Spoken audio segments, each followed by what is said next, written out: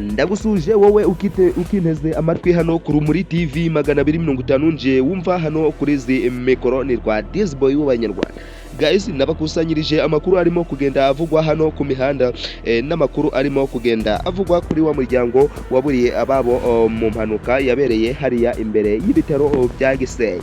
Guys, ni inkuru ibabaje kandi ni inkuru ndende ugiye kuba uwamenyeramo ibintu byose, amakuru yose uko impanuka yaje kuba yagenda, uko bari bavuye gusenga mu itorero rya RSSA, kugira ngo amakuru nayakusanyije hano ndayafite ku Rumuri TV 250. Dore icyo usabwa wowe kugira ngo amakuru uyakurikire neza gatanu kuri gatanu, nukubanza wakanda subscribe, ugakanda like, share, comment, ibintu byiza cyane, kuko iyo ukanze share uba uyihaye abandi bantu nabo bakamenya ayo makuru meza cyane, cyangwa se amakuru yakababaro, dore ko uyu munsi ari amakuru mabi cyane agezweho arimo kugenda acicirikanya hano ku mihanda no ku mbuga nkoranyambaga.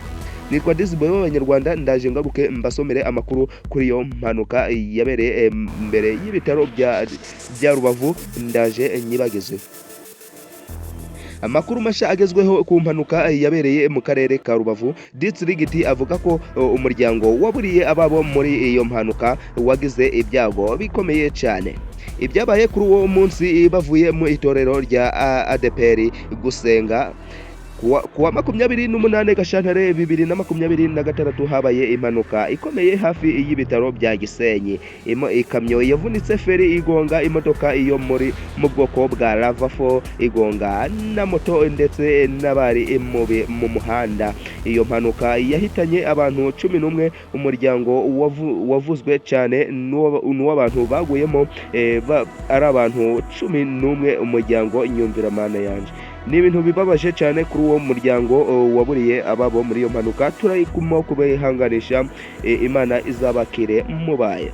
Umugabo witwaga Jean Martin Tuyiringire 44 yapfuye ari kumwe n'abana be batatu. Arnold Ishimwe wari ufite imyaka 12, Ornella Ishimwe imyaka 10, Ariela Aganze umwana muto w'umwaka n'igice, bari bavuye gusenga ku rusengero rwa SDA Gisenyi Eglise Mary.